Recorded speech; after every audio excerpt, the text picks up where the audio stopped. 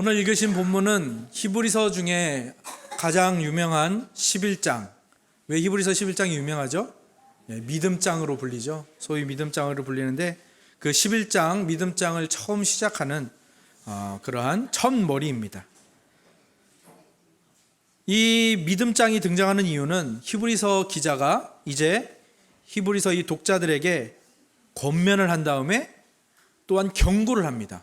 예수 그리스도에게서 흘러 떠내려가는 사람은 다시는 회개할 기회가 없다라는 아주 무서운 경고를 한 다음에 경고로 끝내지 않고 격려를 하는데요. 이 격려가 지난 시간에 나눈 말씀을 보면 믿음을 요구하면서 이 격려가 끝납니다. 10장 38절과 39절을 한번 보십시오. 나의 의인은 믿음으로 말미암아 살리라. 또한 뒤로 물러가면 내 마음이 그를 기뻐하지 아니라 하셨느니라. 우리는 뒤로 물러가 멸망할 자가 아니요 오직 영혼을 구원함에 이르는 믿음을 가진 자니라. 그렇기 때문에 이제 이 믿음이 무엇인가를 설명하려고 이 11장이 등장을 하는 거죠. 그래서 이 믿음장을 보면서 1절을 보시면 우리 1절을 같이 한번 읽어볼까요? 1절입니다. 11장 1절 시작.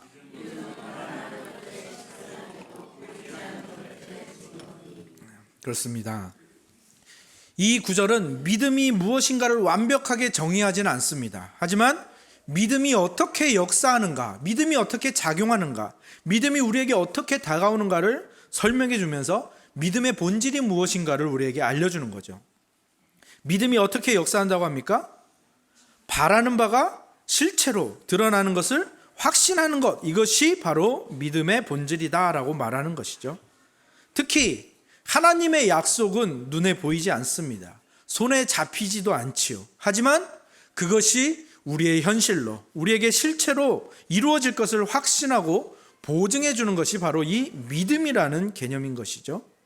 그래서 이 히브리서 11장에는 믿음을 확신, 보증, 이러한 개념으로서 설명을 해주고 있습니다. 그래서 사실 이 부분에서는 신학자들 간에도 굉장히 의견이 많이 갈리는 부분이기도 합니다. 왜냐하면 믿음을 확신과 보증이라는 말로만 설명을 한다면 이 확신과 보증이라는 것이 굉장히 주관적이고 개인적일 수 있는 말이기 때문이죠. 그래서 우리는 확신하면 가장 먼저 생각나는 게 뭐죠? 너 오늘 밤 죽어도 천국 갈 확신이 있니? 이럴 때 이 확신이라는 말을 많이 쓰잖아요. 그래서 어쩌면 굉장히 개인적이고 어떤 사람은 확신이 있고 어떤 사람은 확신이 없고 이런 식으로 생각하는 부분이 크기 때문에 신학자들 사이에서도 여기서 의견이 갈리는 것이죠. 그런데 이 부분에서는 여러분들이 이렇게 생각하시면 좋을 것 같습니다. 이 확신이라는 것이 사람에게 연결될 때는 굉장히 주관적이고 개인적인 것이 되지만 그것이 부각이 되지만 우리가 바라는 것들, 하나님의 약속과 이 확신이 연결되고 보증이 연결될 때는 객관적인 측면이 굉장히 부각된다라고 그렇게 이해를 해 주시면 좋을 것 같습니다. 이것을 조금 더 쉽게 말하자면 믿음이라는 것을 확신이라는 측면에서 설명을 할 때에 사람 쪽에서만 바라보고 생각하면 안 된다는 겁니다. 왜냐하면 개인적으로, 주관적으로 치우칠 수 있기 때문이죠. 그렇게 되면 믿음이라는 것이 다 다른 것이 돼버리고 사람마다 다 다르게 이해하는 것이 돼버리기 때문이죠. 하지만 믿음이라는 것은 1차적으로 하나님에 대한 것이고 또한 하나님이 하신 일이라는 측면에서 보아야 되고 그것을 우리가 확신하는 거죠. 어떻게 확신합니까? 십자가라는 이 하나님의 놀라운 기적과 같은 이 하나님의 사역이 역사 속에서 꽝 자리 박혀서 역사 속에서 이루어졌고 역사 속에 콱 박혀있기 때문에 그 누구도 이 십자가를 취소할 수 없고 그 다음에 이 십자가를 변경할 수도 없고 이 십자가를 무효케 할 수도 없지 않습니까? 역사 속에 이미 일어난 일이기 때문에 그렇기 때문에 우리가 이 예수 그리스도의 십자가의 사역 또 그로 인한 하나님의 구원을 확신할 수 있다라는 이 확신이라는 이런 개념으로 설명을 하시면 이해를 하시면 좋을 것 같습니다. 그래서 이 믿음이 확신인데 어떤 확신이냐? 역사 속에 딱 박혀 있어서 흔들리지도 않고 변하지도 않고 영원하고 굳건한 것이 바로 이 믿음이라는 것을 이 오늘 히브리서가 설명을 해주고 있는 것이죠. 근데 문제는 무엇입니까? 믿음이라는 것이 또 믿음의 대상이 우리 눈에 보이지 않는다는 것이 우리에게 참으로 고역이고 문제가 되는 것이죠. 근데 여러분이 이 생각을 조금 바꾸셨으면 좋겠어요. 한번 생각을 해보십시오. 눈에 보이는 것을 믿는 것이 진짜 믿음일까? 아니면 눈에 보이지 않아도 믿는 것이 진짜 믿음일까? 여러분들이 한번 생각해 보십시오. 사실 눈에 보이는 것을 믿는 것은 그것은 믿음이라고 부를 수 없습니다. 왜 그렇죠? 첫 번째는 우리 눈이 굉장히 잘 속습니다. 착시현상이라는 것도 있죠. 그 다음에 현혹이라는 것도 있죠. 또 우리 감정에, 또 우리 마음속에 눈으로 본 것들 때문에 우리의 생각과 우리의 이성과 우리의 판단이 흔들릴 때가 굉장히 많지 않습니까? 그래서 눈으로 보이는 것을 믿는다라는 것은 믿음이라는 말을 붙일 수가 없는 것입니다. 그리고 눈에 보이는 것이 전부가 아니다라는 것도 우리가 너무나도 잘 알고 있죠. 그리고 아무리 더 점수를 잘 주고 싶어도 눈에 보이는 것을 믿는 것을 믿음이란 말을 붙이기는 어렵습니다. 그것은 그냥 인지 또는 감각이라고 부를 수는 있어도 믿음이라는 말을 붙이기에는 뭔가 부족한 것 같죠. 그런데 보이지 않는 것을 믿는다 할 때 그것은 정말 믿음이죠. 진짜 믿음이라고 부를 수 있는 거죠. 뭐가 보이지 않죠? 하나님의 존재가 먼저는 보이지 않죠. 그런데 우리가 그 보이지 않는 하나님께 감사하고 예배하기 위하여 지금 우리 이 자리에 모여 있다라는 것, 이거 생각할수록 신기하고 신비한 일 아닙니까? 이게 바로 믿음이라는 것입니다. 또 하나님이 하신 일들, 그분의 신실함과 그분의 능력이 우리 눈에 보이지 않죠. 하나님의 창조물은 분명히 보입니다. 하지만 하나님의 창조는 보이지 않죠. 하나님의 창조물이 어떻게 흘러가는 건 보이지만 그것이 하나님이 보존하시고 다스리시는 섭리하시는 그 신실하심을 베풀어 주시는 것은 그 하나님의 창조와 섭리와 신실하심이 온 우주에 가득 차 있다라는 것은 우리 눈에는 보이지 않지요. 하나님의 언약도 우리 눈에 보이지 않고 하나님의 나라도 우리 눈에 보이지 않습니다. 이곳에 이미 하나님의 나라가 임해 있음에도 불구하고 우리 눈으로는 볼 수가 없죠. 근데 우리는 그것을 어떻게 알죠? 그것이 바로 믿음이 역사했기 때문입니다. 믿음이 역사했기 때문에 우리가 그것을 받아들이고 있고 이곳에 하나님이 우리의 예배를 받기 위하여 임재하셨다라는 것을 우리는 믿을 수 있고 확신할 수 있고 하나님의 나라가 지금 여기에 임했다라는 것을 우리는 확신하고 있는 것이죠. 그것이 바로 우리가 그 믿음을 누리고 있다라는 증거인 것이죠. 그리고 사실은 이 모든 것, 우리가 믿고 안 믿고에는 상관없이 하나님은 여전히 일하고 계시고 사랑과 은혜를 펼치고 계신다라는 사실, 여전히 다스리고 계시고 여전히 언약을 이루고 계시고 여전히 하나님의 나라를 확장하고 계신다라는 것. 그러니 우리가 믿고 안 믿고에 상관없이 그렇게 해 나가신다면 그 하나님의 하시는 일에 우리가 확신하고 믿으면서 동참하는 것이 복된 것이라는 사실입니다. 우리가 믿고 안 믿고에 따라서 하나님의 역사가 멈추는 것이 아니기 때문에. 그러니까 가장 불행한 건 뭡니까? 하나님의 역사는 계속해서 작용하고 있는데 그거 못 믿겠어, 눈에 안 보이니까 안 믿어져 하면서 믿지 못하고 그 자리에 그냥 멈춰 있거나 또는 예수 그리스도에게서 흘러 떠내려가거나 배교하거나 배도하는 대로 나라가 그렇게 떨어져 가는 것은 가장 저주받은 인생이고 가장 멍청한 인생이 되는 것입니다. 그래서 이 사실 하나만 가지고도 우리에게는 감사할 제목이 방금 생겼습니다. 우리에게 이것을 믿게 해주신 그 믿음을 주신 것만으로도 우리는 너무너무 감사한 것이고 하나님의 그 끊임없는 영원한 사역에 우리를 동참시켜 주신 것이 우리의 감사 제목이 되는 것입니다. 그래서 우리에게는 감사할 도리밖에는 없는 것이죠. 보이지 않는 하나님, 또 그분의 언약을 믿고 확신을 가지는 것이 왜 중요한가? 그것은 2절에 나옵니다. 우리 2절을 같이 한번 읽어볼까요? 2절입니다. 시작. 그렇습니다. 우리의 믿음의 선진들이 이로써 증거를 얻었다. 믿음의 역사로서 증거를 얻었다라는 것이죠. 특히 구약시대에 살았던 이제 4절부터 나오는 이 구약의 믿음의 선배들, 믿음의 조상들이 믿음의 역사로서 증거를 얻었다라는 것입니다. 증거를 얻었다라는 말이 조금 어려울 수도 있는데요. 다른 말로 바꾼다면 하나님께 인정을 받았다라는 말로 바꿀 수가 있습니다. 그러니까 히브리서가 11장을 통하여 이 믿음장을 통하여 우리에게 권면하는 바가 무엇인가 하면 이 믿음의 역사에 동참함으로 말미암아 믿음의 조상들처럼 보이지 않는 것을 믿고 확신하여 하나님 앞에서 인정받는 자가 되라라는 것을 권면하고 있는 것입니다. 그리고 그 하나님께 인정받는 것만이 환난과 박해와 고통을 견디고 믿음을 지키고 견디는 힘이 되는 것이죠. 히브리서가 말하는 견디라라는 이 말은 마지막까지 하나님을 의지하는 것을 쉬지 않는 것을 말하는 겁니다. 다른 말로 하면 어떤 일에서도 하나님을 빼놓지 않는 것을 말하는 겁니다. 그게 견딘다라는 의미입니다. 특히 어떨 때 하나님을 빼놓지 말아야 할까요? 우리가 하나님을 자주 빼놓을 때가 언제죠? 어떤 상황이 벌어졌는데 그 상황이 내 생각과는 다릅니다. 내 상식에도 맞지 않습니다. 그리고 그것을 내가 이겨내는 것도 불가능하다고 생각될 때 우리는 거기서 하나님을 빼버립니다.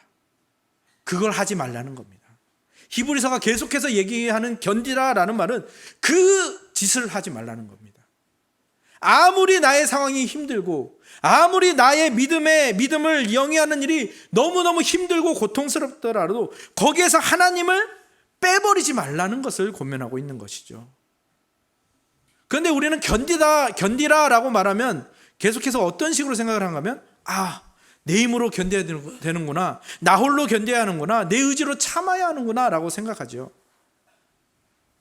그러나 히브리서는 그것이 아니라 이 구약의 선조들이 한 일을 봐라.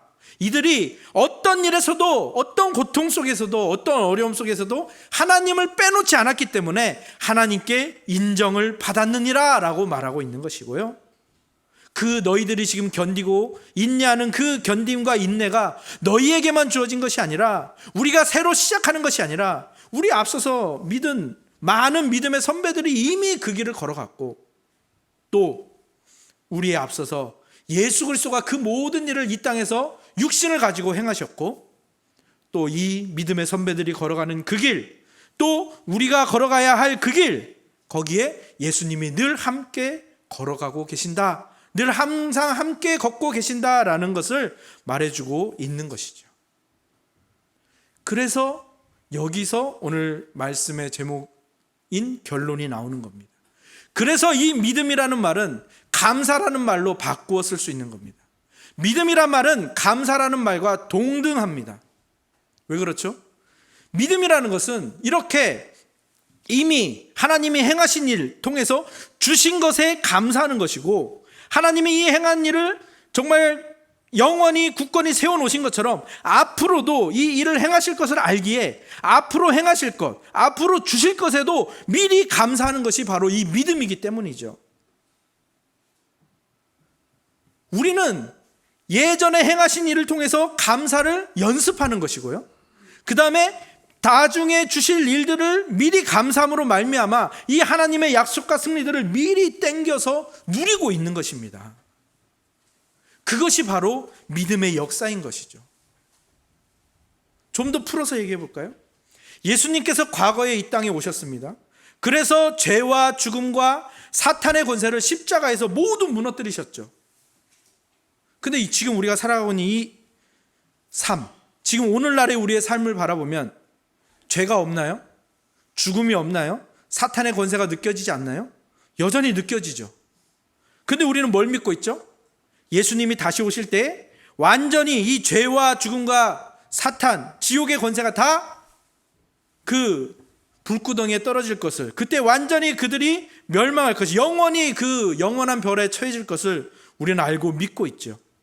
그렇기 때문에 여기서 이미 해결하셨고 또 앞으로 또 해결하실 거니까 우리가 지금 이 여기에 살면서는 이 두 가지를 동시에 누리고 있는 겁니다.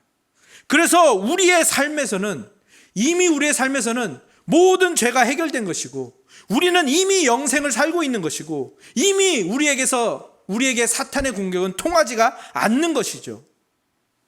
그것이 우리 안에 일어난 일이고요, 그 믿음의 역사가 우리에게서 이제 발출되고 발휘하기 시작하는데, 그때는 어떤 식으로 발출되는가 하면 죄를 대항할 힘이 생기고 죽음을 두려워하지 않는 권세를 가졌고 사탄과 상관없는 그러한 삶을 사는 능력을 발휘하게 되는 것입니다. 그러니까 믿음이라는 것은 하나님을 의지하며 견디는 것인데, 그 하나님께서 내 안에 과거의 일을 통해서 확신을 주셨고, 그리고 미래의 승리를 나에게 확신으로 주셔서 내 안에 확신을 든든하게 해 가시고 내 밖에는 이 현실을 이길 수 있는 힘을 주신다라는 것이죠. 그것을 다른 말로 저는 감사라고 부릅니다. 좀 더 풀어서 말하면 주신 것에 감사하고 주실 것에 감사하는 것이 믿음이다. 이것이 오늘 설교의 결론인 것입니다. 우리의 육체의 눈으로만 본다면 이 세상에 하나님의 창조와 섭리와 신실하심이 베풀어져 있는 것을 볼 수가 없죠. 그래서 3절을 우리 같이 한번 읽어보겠습니다. 3절 함께 읽어볼까요? 시작.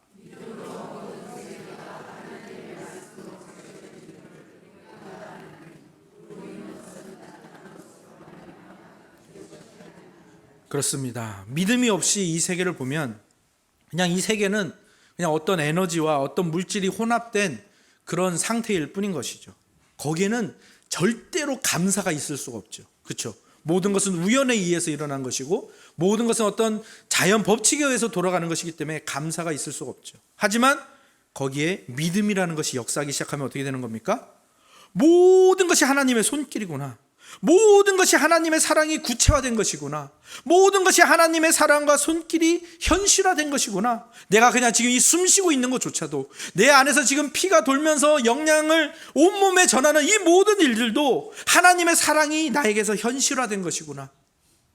내 옆에 일어나는 모든 일들, 지금 공기가 있는 것, 빛이 있는 것, 우리가 살아갈 수 있는 것, 이 모든 것이 다 하나님의 사랑이 하나님의 섭리와 다스림으로써 내 안에 그리고 내 주변에 이렇게 가득 차 있구나라는 것을 볼 수 있는 것, 그것이 바로 믿음의 역사이고, 그렇기 때문에 믿음은 우리의 모든 세계를 무엇으로 바꿔주는가 하면 감사할 수밖에 없는 세상으로 바꾸어주는 것이죠. 그래서 믿음이 중요한 것입니다.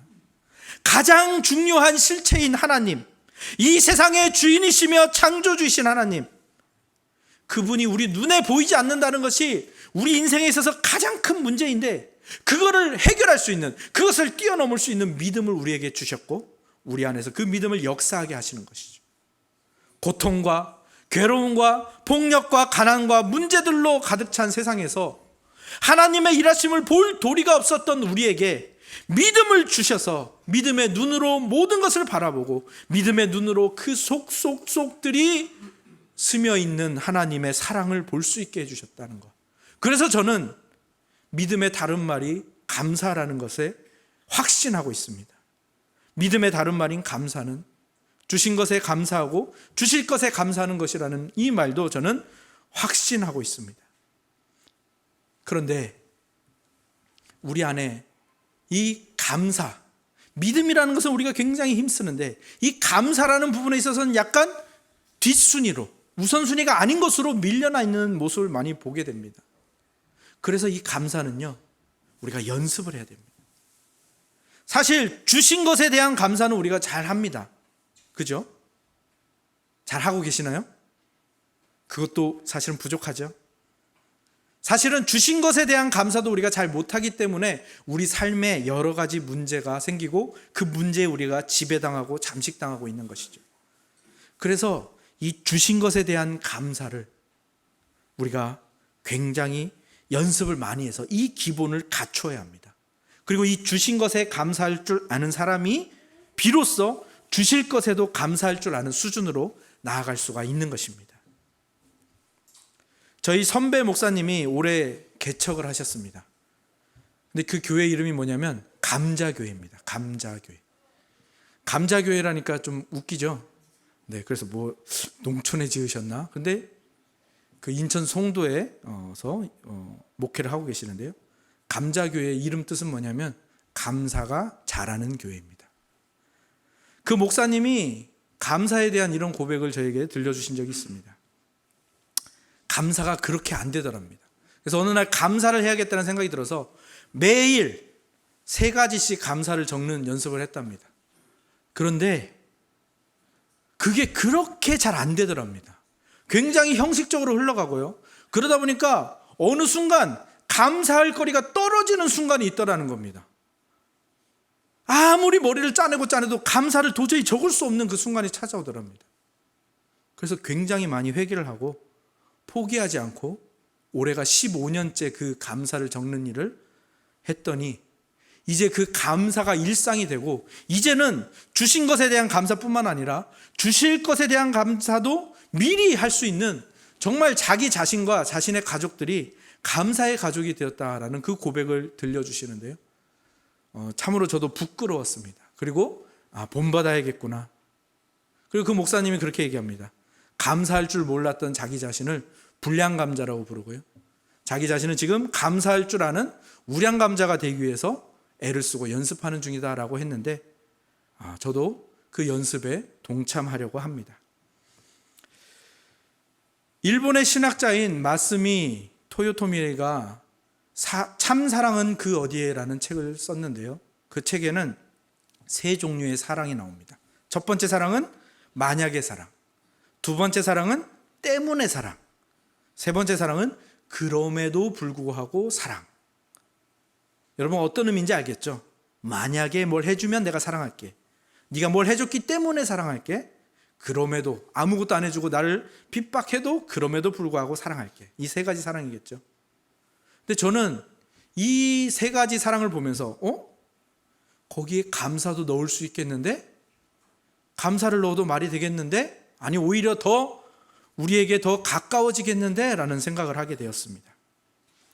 가장 낮은 수준의 감사가 어떤 감사입니까? 만약의 감사죠. 하나님 이거 해주시면 제가 감사할게요. 그러니까 감사가 없는 거죠. 그 사람은 안 해주시면 감사 안 하겠다는 거니까. 이건 거의 협박에 가까운 것 아니겠습니까? 가장 낮은 수준의 감사죠. 그럼 때문에 감사는 뭡니까?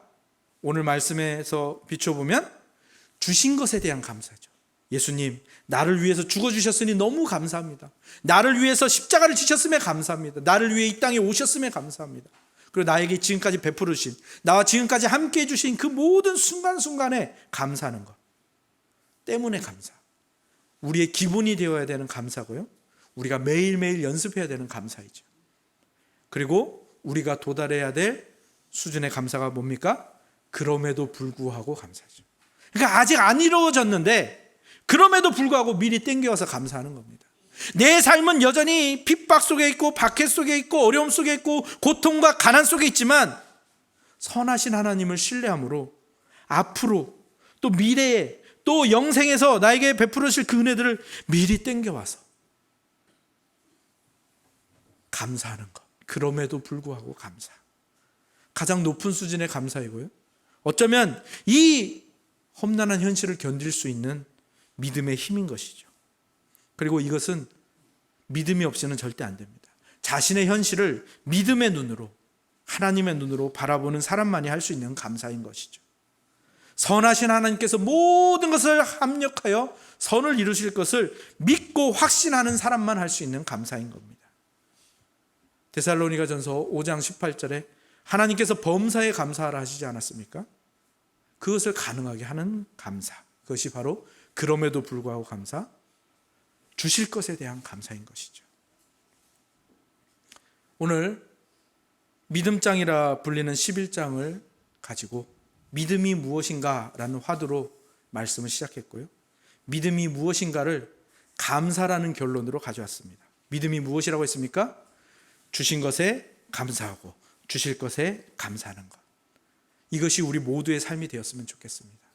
여러분의 삶과 현실을 믿음의 눈으로 바라보며 그 하나님께서 주신 감사와 소망으로 여러분의 삶을 채워가는, 그래서 매일매일을 견디고 승리하는 우리가 되었으면 좋겠습니다. 추수감사주의를 맞이해서 우리 모두가 이 믿음, 이 감사를 여러분의 것으로 담아서 또 그것이 여러분에게서 다른 사람에게 전수되어지고 흘러가는 놀라운 축복이 있기를 주님의 이름으로 축복합니다. 아멘. 기도하겠습니다. 하나님 참으로 감사합니다. 하나님께서 우리에게 베푸신 은혜가 얼마나 감사한지 오늘 말씀을 통해서 다시 한번 확인하고 되새깁니다. 하나님께서 우리에게 베풀으신 모든 은혜가 우리 안에 이미 구체화되어 있고 실체화되어 있으며 하나님께서 주신 그 모든 사랑이, 그 신실하심이 나와 내 주변에 정말 충만하게 가득 차 있음을 보게 됩니다. 이러한 믿음의 눈을 우리에게 허락하여 주셔서 감사드리며 또 이 믿음의 삶을 살아갈 수 있게 해 주심에 감사를 드리며 하나님의 그 믿음의 역사에 동참하게 해 주셔서 감사합니다. 하나님, 우리가 이 감사가 일상이 되게 하여 주시고 우리 모두에게서 감사가 자라나는 그 기적을 맛보는 천운과 이룸의 공동체가 되게 하여 주시옵소서. 그리하여 그 어떤 사람이 와도 이 감사의 공동체에 속해질 수 있게 하여 주시며 그 감사가 전염되게 하여 주셔서 또 다른 감사를 낳는 귀한 공동체들이 될 수 있도록 주여 축복하여 주시옵소서. 한 해 동안 베풀어 주신 주의 은혜를 또한 감사하며 우리가 또한 과일 경매라는 이 귀한 행사를 합니다. 이 시간에도 축복하여 주셔서 하나님의 큰 사랑이 다른 이들에게 흘러가는 귀한 감사의 현장이 되게 하여 주시옵소서. 예수 그리스도의 이름으로 기도합니다. 아멘.